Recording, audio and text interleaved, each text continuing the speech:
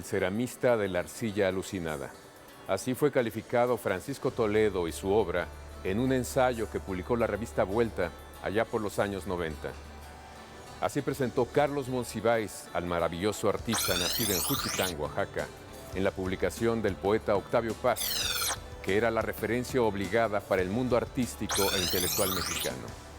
A varias décadas de distancia y con una trayectoria impresionante, Francisco Toledo es sin duda, hoy en día, el más grande artista vivo en México. Por ello es un privilegio que en Cuenta Conmigo estemos aquí en el Palacio de Iturbide, sede de Fomento Cultural Banamex, para comentar la presentación del libro Francisco Toledo, obra 1957-2017, una publicación coordinada por Cándida Fernández de Calderón, directora de Fomento Cultural Banamex, que tuvo la participación del investigador Juan Rafael Coronel Rivera.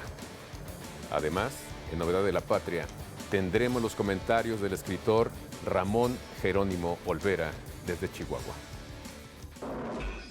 Recuerda la poeta Bona de Bandiargues que un día de invierno en París, en un vivarium, las iguanas rayadas se pararon cerca de Toledo como si hubieran visto al sol del Istmo mexicano.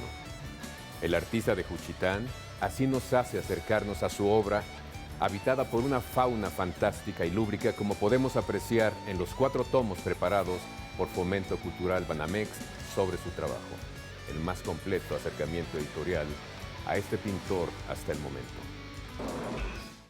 Carlos Monroy, tú como coordinador editorial de Fomento Cultural Banamex, pues te quiero decir que me sorprende mucho el trabajo que hicieron. Es todo Toledo, o casi todo, porque siempre salen piezas.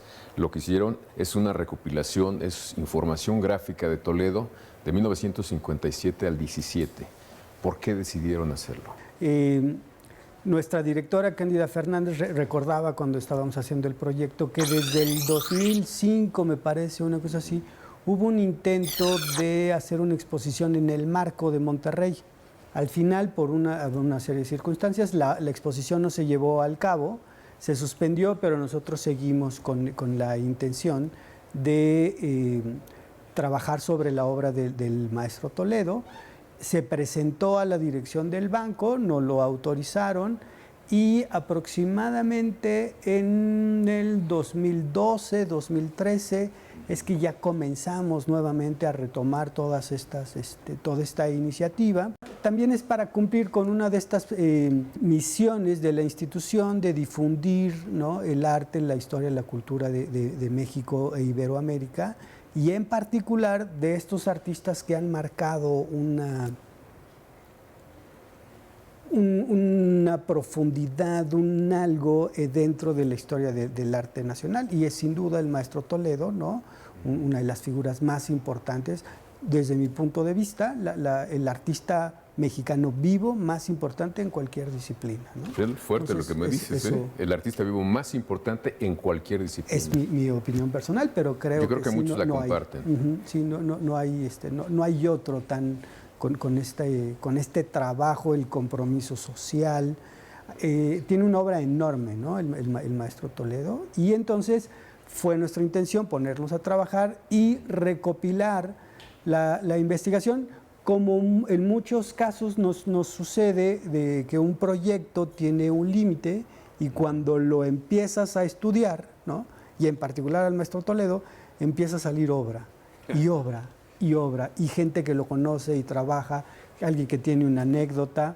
Quiero dejarlo claro, no es un catálogo razonado, pero sí es, al parecer, una de las compilaciones más extensas que haya sobre la obra del maestro Toledo. Y además recuperan textos fundamentales que nos acercan o nos aproximan al trabajo de Francisco Toledo, como los textos de Dore Ashton, Jorge Alberto Manrique, por ejemplo. Nuestra intención es hacer libros, no solo bonitos, que creo que eso lo cumplen, que lo logramos, claro, ¿no?, sí, sino que además marquen un camino en el sentido de la investigación, que haya una aportación científica, artística en cada una de nuestras publicaciones, y por eso es que convocamos a plumas muy, muy importantes como el maestro Manrique, que conocía muy bien a Toledo y tiene un texto muy interesante.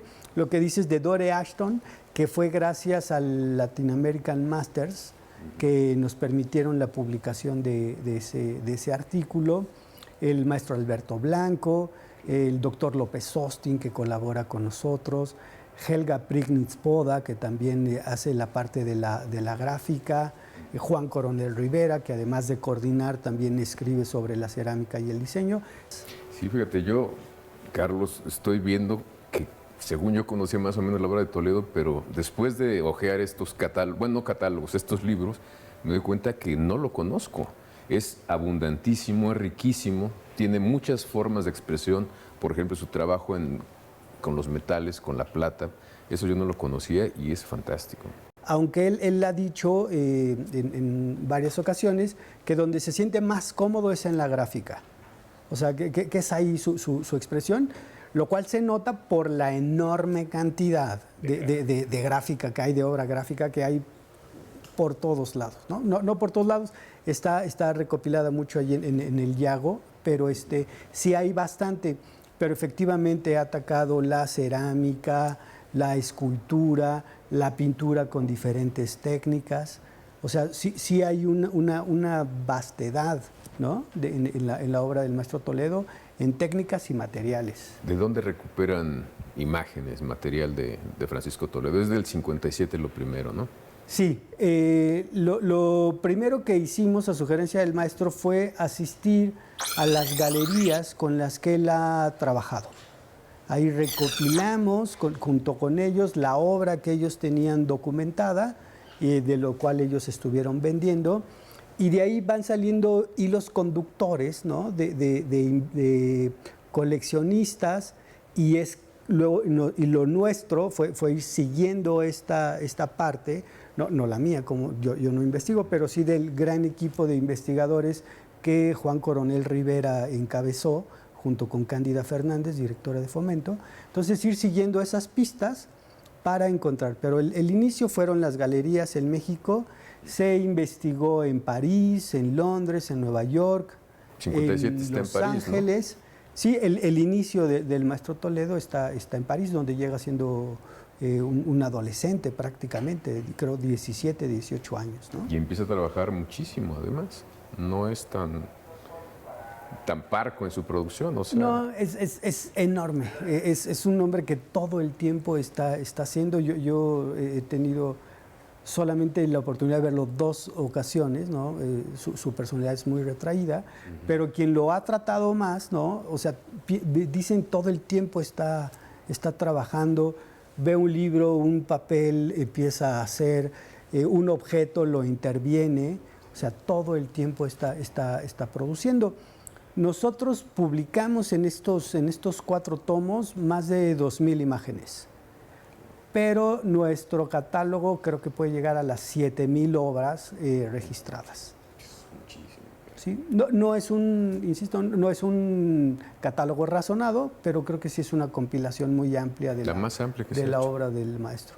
Pues eso es lo que nos dicen y esperamos. No, yo lo creo, y ahora que dices, por ejemplo, que él constantemente está haciendo cosas, un día fui a la casa de Carlos Monsiváis, iba cada semana más o menos, y me llamó la atención una pequeña escultura hecha con cáscaras de pistache. Ya. Y le dije a Carlos, esto es, porque evidentemente Toledo ya es una marca que uno puede identificar, ¿no? Le dije, ¿y este Toledo, cuándo lo compraste o cuándo te lo dieron? Dice, vino la semana pasada y se puso a hacerlo aquí. Y sí me lo dejó. Claro, sí. Entonces sí. Así era, o así es Francisco Toledo. Efectivamente, sí, todo el tiempo está creando, está trabajando, ¿no? Y porque su obra, su vida y obra no solo se centra en estas manifestaciones plásticas, ¿no? Artísticas, sino también su compromiso social, ¿no? Que no es común, tampoco. No, para nada. Ahí también hay una creación desde mi punto de vista, ¿no? Sí es una persona que no descansa. Sí, no a la tala de bosques, no a la contaminación, y participa activamente, o la recuperación, por ejemplo, del patrimonio en Oaxaca. Claro. Que ha sido también clave Francisco Toledo. Sí, una figura importante que se ha opuesto a construcciones que no tienen que ver con el entorno oaxaqueño, esta anécdota famosísima del McDonald's, ¿no? Sí. Y decía el rescate de la calle de Macedonio Alcalá, que ha habido mucho de su trabajo y de su compromiso para que se respete la arquitectura, ¿no? Y el compromiso social más allá de la naturaleza, que es el estar con la gente más humilde, en el caso de los sismos del septiembre pasado en Oaxaca, pues Claro. ha estado al frente, ¿no? De manera constante, y hace, digamos, su trabajo creativo a un lado y de su creatividad la dedica a generar recursos, a hacer cosas para que la gente esté mejor. Claro, sí, nosotros, el maestro fue muy generoso con nosotros en recibir a Cándida prácticamente cada semana en las últimas partes de la edición, ¿no? Para la selección de obra. Nos dedicó mucho tiempo y creo que el libro le satisface. Lo que quiero comentar es que después de hacer el análisis de la obra, surgieron diversos proyectos. Uno de ellos, el de analizar la gráfica como un módulo aparte, digamos, en la creación. Es tan abundante, ¿no?, que da para una cosa aparte. Exactamente.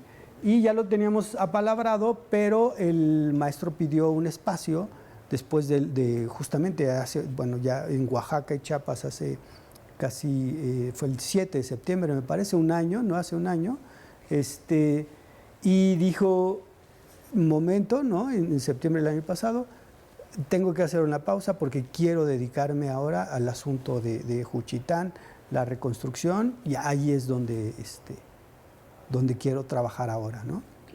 Carlos, tú que has visto tanto por este proyecto de la obra de Toledo, ¿qué cosas nuevas descubriste que no se conocen tanto? Bueno, creo que las diferentes técnicas que el maestro trabaja, ¿no? Uno puede pensar en el maestro Toledo y pensar en un pintor, ¿no? Que efectivamente así es. Pero luego te encuentras con una obra en cerámica, una escultura, por ejemplo, cómo diseña las rejas de algunos de los centros culturales en los cuales ha trabajado en Oaxaca, efectivamente, diseños de pisos también, ¿no?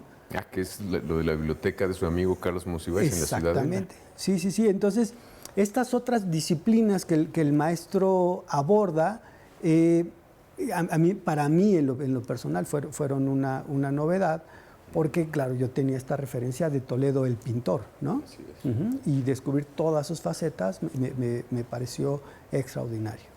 Y en gráfica también hay como un diálogo con la tradición de la gráfica anterior a él, obviamente, porque interviene placas o impresiones, ¿no? Sí. Hace el trabajo de la gráfica y luego, una vez visto el resultado, interviene nuevamente las placas, ¿no? Y sabemos que sobrepone unas sobre otras, y entonces todo es como experimentar, ¿no? Es mi sensación personal, es experimentar sabiendo que el resultado va a ser bueno. O sea, no es para ver qué me sale, ¿no? O sea, todo lo que experimenta le sale bien. Creo que por ahí sería, ¿no?, el asunto, y es lo que hace la genialidad del maestro, ¿no? ¿Y hay algunas constantes o temas recurrentes en la obra de Toledo? Sí, a través de los análisis que hacen los investigadores para el libro, una vez que, obviamente, uno que como editor que vas leyendo, te vas encontrando estos puntos de encuentro, ¿no? que por fuerza hay, a pesar de que uno esté hablando de la ilustración, otro de los autorretratos, otro del diseño, hay como unos puntos que se encuentran, ¿no? Les recuerdo que seguimos aquí con Carlos Monroy, coordinador editorial de esta obra, Francisco Toledo, el acercamiento editorial más exhaustivo que se conoce hasta el momento sobre este gran pintor, que nos dice es el pintor vivo más importante, sin duda alguna. Gracias, Carlos. Nos estabas hablando de los temas recurrentes de Francisco Toledo. Sí. Decías que había animales. Animales, insectos sobre todo, ¿no? Que los chapulines, por ejemplo, es algo que hay una constante. Cangrejos, iguanas. Y para hacer la compilación y todo el registro de la obra, entonces, Chapulín 1, Chapulín 2, Chapulín azul, ¿sabes? Porque además el maestro a veces no titula, ¿no? Claro, es el galerista el que tiene esta necesidad de registro, ¿no? Claro. Y entonces, pues la serie Chapulín es del 1 al 30, no sé, quizás estoy un poco exagerando, o los colores, ¿no? Pero sí hay temas estos como recurrentes. El tema del autorretrato también, ¿no? Que es y el erotismo que atraviesa, yo creo que toda su obra, ¿no? Justamente sí. El día que presentamos los libros, Jaime Moreno Villarreal, que fue una de las personas que colaboró con nosotros, hablaba de este erotismo del maestro Toledo, que es uno de los primeros que no que se atreve, que lo hace, ¿no? Y no de una forma vulgar, ni con este afán de romper un esquema o de ser transgresor. Dice, lo que pasa es que Toledo es así. Toledo hace eso, es un artista que crea, y no para buscar el aplauso o que lo critiquen. Lo hace porque le nace, ¿no? Porque tiene este asunto artístico, y el tema erótico también es algo muy, muy recurrente en su obra. En todos sus animales, que parece que estamos en el principio de los tiempos, ¿no? Todos Claro. corren unos tras otros para parearse, para juntarse, para ayuntarse. Efectivamente, sí, es otro de los temas, ¿no? Incluso él mismo forma parte de este catálogo a través de una serie de fotografías con conchas de tortuga, ¿no? Efectivamente, sí. Nosotros le llamamos las Polaroid, ¿no? Que eran estas, porque así es así como encontramos el conjunto, donde Graciela Iturbide, muy amiga del maestro Toledo, también nos hizo ese acercamiento hacia esa disciplina, ¿no? de Toledo como fotógrafo. No solo como el sujeto de la fotografía, sino como él como fotógrafo, ¿no? Que también cuando descubre la cámara Polaroid, ¿no? Ahí hay una, en el texto dedicado a la fotografía, ¿no? que platican la anécdota, cómo ve él este asunto de la inmediatez del resultado, ¿no? Y una vez que la tiene, cómo empieza a trabajar sobre la fotografía y cómo empieza a experimentar, y es algo que es una constante en él. O sea, no es solo la fotografía que hizo, sino la interviene después. Además, también hay este y trabajo. todo eso da cuenta este conjunto de imágenes. Sí, lo que nosotros quisimos hacer es este conocimiento amplio, ¿no? No es un homenaje, es un análisis serio, riguroso, hacia la obra, respetuoso hacia la obra del maestro Toledo. Es decir, eso es lo que nosotros hicimos. No quisimos abarcarlo todo, pero lo que sí abarcamos, lo quisimos abarcar con mucha seriedad, convocando a investigadores, ¿no? que conocieran del tema, y a toda la gente que hay alrededor, que conoce al maestro Toledo, donde además todo el mundo tiene que decir algo del maestro Toledo. O sea, hay anécdotas también. Hay anécdotas que cuentan los mismos autores, y la gente que íbamos a ver, ¿no? También que platicaba cuando vino el maestro Toledo, cuando estuvo aquí, y alguien que lo conoció. Siempre hay una serie de cosas, digamos, detrás de cámaras de hacer un libro, ¿no? Claro. Que no lo puedes vertir ahí porque no viene al caso, no es el objeto del libro, ¿no? Pero ya cuando ves hacia atrás, ¿no? de los años de trabajo, salen anécdotas muy divertidas o difíciles de pronto, pero que te dan esa otra visión, ¿no? del artista. ¿Que es un buen libro? Creo que sí, y creo que como muchas cosas necesita un poco de tiempo, ¿no? Para causar ese efecto para asimilarlo, nosotros, porque es cuestión de estar revisando, releyendo textos. Claro. Y digo, pues dándose cuenta que tenemos el privilegio de ser contemporáneos de uno de los grandes artistas que ha tenido México. Efectivamente, sí. Así la imaginación de Toledo es muy amplia, es muy prolija, pero creo, un centro, no sé si es un lugar común o es en realidad así, que es su origen, Juchitán, las leyendas, los animales, todo ese mundo que vibra, digamos, pues en esa zona de Oaxaca. Claro, sí, él también lo platica de su origen, aunque Hay algunos autores que dicen que no nació en Oaxaca, nació en la Ciudad de México, ¿no? Es muy buen dato, claro. Pero él es oaxaqueño, ¿no? Juchiteco, Claro, ese es su origen. sí. Entonces, un poco es esta idea de no importa dónde naciste, es de dónde te sientes tú, ¿no? Y él se siente completamente de Oaxaca, aunque al parecer el documento dice que nació en la Ciudad de México. Y claro, esto donde él crece, ¿no? Esta infancia como marca, es lo que él vuelca en su obra. Y sorprende mucho que haya estado, por ejemplo, en Europa un tiempo considerable, que haya estado también varias veces en Estados Unidos y va y viene, y sigue siendo el centro de todo su imaginario, ese Juchitán construido también por él, ¿no? Efectivamente, sí, es también el día de la presentación, ahora no recuerdo quién fue quien lo dijo, que se habla del maestro Toledo como un artista regionalista, ¿no? Es decir, y él mismo decía, pero ¿qué más regional? Creo que fue Juan Coronel Rivera, ¿no? Quien dijo, o sea, es justamente ese regionalismo lo que te hace universal, ¿no? Entonces, él ponía como ejemplo, ¿qué más regionalismo que Andy Warhol, ¿no? Y entonces es considerado como un artista universal. Eso es el maestro Toledo. Él habla de lo suyo, ¿no?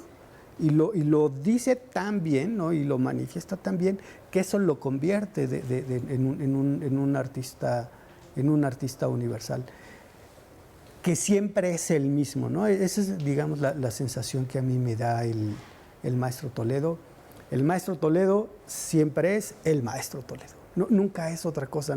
Creo que nunca intentó, es un poco lo que a mí me queda, ser una cosa diferente.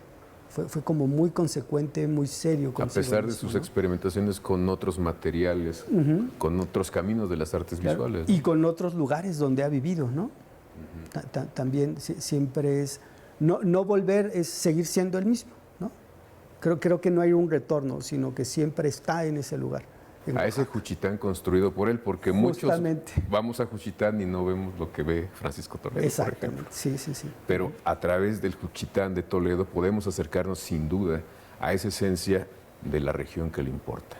Así es, sí, creo que sí. Pues algo más que nos quieras comentar de este estupendo catálogo. ¿Cuántos tomos son? Son 4 tomos. 4 tomos. Los publicamos los primeros 2 tomos en el 2016 a finales, ¿no? Y los tomos 3 y 4 el año pasado, en 2017. Y son más o menos, cada uno de los tomos tiene 600 páginas, un poco más. Recopilamos más de 2,000 fotografías. Hay artículos de cerca de 18 diferentes autores, y ya lo presentamos, ¿no? Esperando, lo que te decía hace un momento, es que surjan este efecto que nosotros deseamos, esta aportación al conocimiento. Ya nos dijeron que son bonitos, lo cual nos agrada mucho. Ahora queremos lograr, ¿no?, que sean importantes, ¿no?, y que marquen un antes y un después, digamos, que no es por eso que hacemos los libros, pero creo que con lo que nos han dicho, importante, que nuestra aportación valga para la difusión del arte, la cultura y el conocimiento del país, que es la intención de nuestra institución Fomento Cultural Banamex. Pues muchísimas gracias, Carlos Monroy, y felicidades por estos volúmenes. No, muchísimas gracias a ustedes, con todo gusto. Gracias. Seguimos aquí. En esta ocasión, como novedad de la patria, contamos con la participación del escritor Ramón Jerónimo Olvera, catedrático de Chihuahua, con importantes comentarios sobre el acontecer cultural en ese estado. Estimado Javier, amigos televidentes, hoy les vengo a recomendar Cuaderno de Avalorios, del maestro Enrique Servín. Servín es un políglota y además un reconocido intelectual, tanto nacional como internacionalmente. Dentro de su obra se incluye el rescate de la literatura tarahumara. Pero el libro del que les hablo hoy tiene que ver con los aforismos, ese maravilloso género que también desarrollaron Nietzsche o Cioran. Servín se vale de un humor fino para expresarnos su pensamiento. Por ejemplo, dice: Dios no le da alas a los alacranes, pero tampoco a las flores. Los bombarderos y los colibríes pudieran ser una refutación. O este aforismo que dice: La invención del hacha no requirió de un solo genio, sino de por lo menos tres: el inventor de la cabeza, el inventor del mango y el inventor de la correa. Y pueden haber pasado cientos de miles de años entre uno de estos inventos y el siguiente. Así es como procede y avanza la tan siempre ponderada inteligencia humana.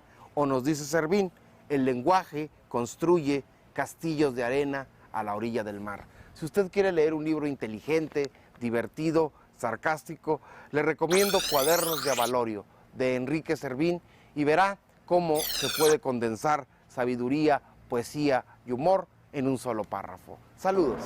Llegamos al final de Cuenta Conmigo y les agradezco su atención. Recuerde que los espero todos los jueves a las 8 de la noche y también recuerde que para leer no se necesitan muchas cosas. Un buen libro a la mano, nuestra mente abierta y el ambiente que prefiera.